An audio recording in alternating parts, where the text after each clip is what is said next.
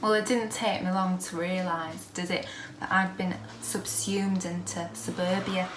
It just came about quite organically. I didn't even think about it. And then I realised that the world is a stage, a bit like, who said that? Was it Brecht or somebody like that? The world's a stage and I've just been one of its players. No, that's Shakespeare, that is. Yeah, so I'm one of the world's players, and you realise that actually we're all following these social scripts, and I've landed into suburbia before I could say Kansas, you know.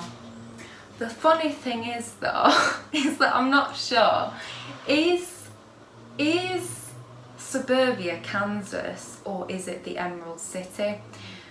I'm not really sure.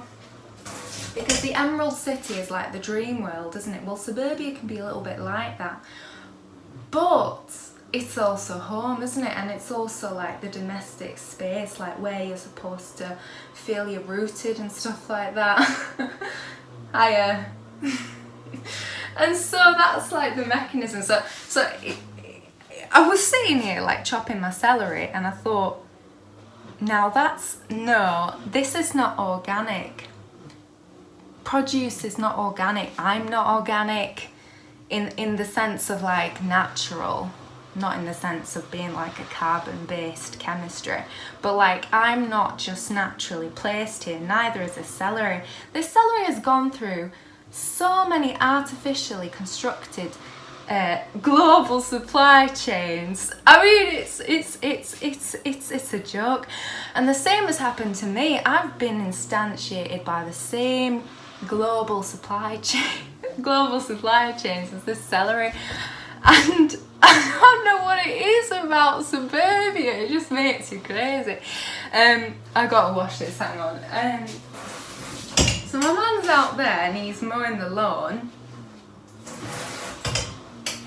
And that doesn't come naturally to him either. No, it's not in his genes somewhere that he should mow the lawn.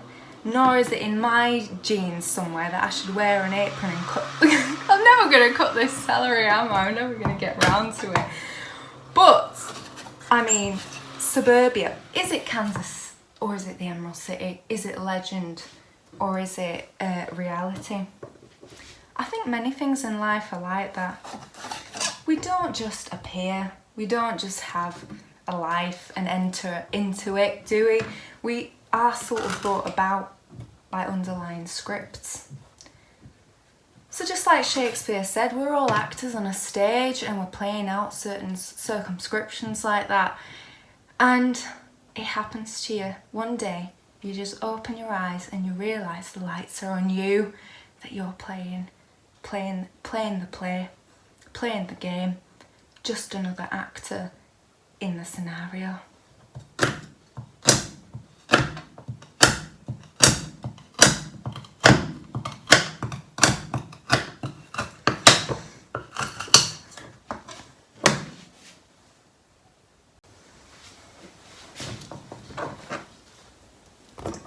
The world is separated. I mean, everybody in the world is separated by several degrees of separation. And with that said, you can imagine it doesn't take long for one idea to spread like wildfire to the next person, from one person to the next.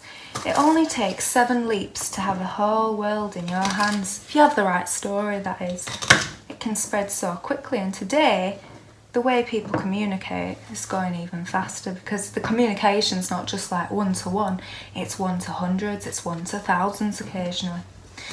So you just need a really good story, and I'll tell you what, Suburbia is a fantastic story. It just spreads so far and wide, worse than a virus, I would say. And what's interesting is when you catch a virus, you know you're sick, you can tell something's wrong. But when you catch Suburbia, you can't tell. Suburbia is a very insipid virus, right? Because it comes and attacks you. It changes you from within. But you never notice. You think it's normal. It's asymptomatic in a sense. But not really. It is actually quite symptomatic. You become a different person, isn't it? And I don't know, maybe I've been exposed to something that allows me to see through the curtain, that allows me to see the man behind the curtain and the woman, let's be frank here. And it's not a picture perfect reality, is it?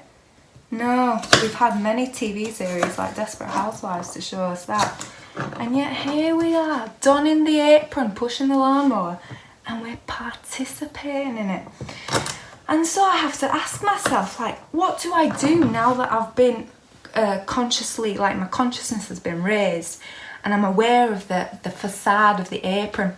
Do I throw down my knife? Do I throw the celery? Or do I accept it? Because is it actually worse now that I know what's at play here? To step off the stage, like, where do I go then? Do I sit in the audience? Do I go backstage? I mean, there's no community in either of those places, is it?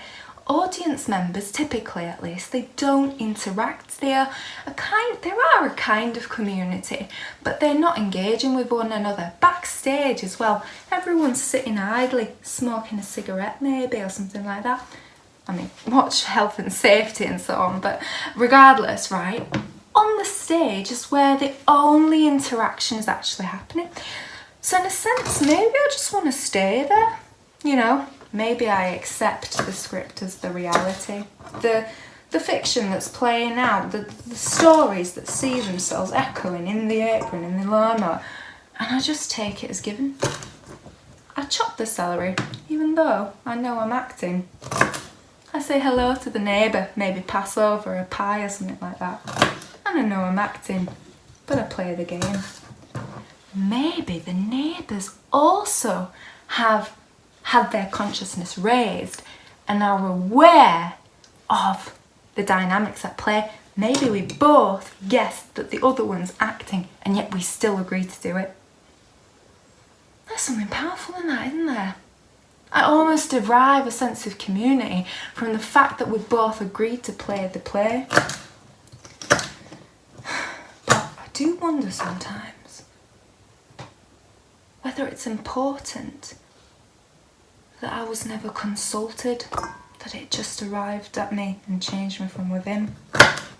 I do wonder that sometimes.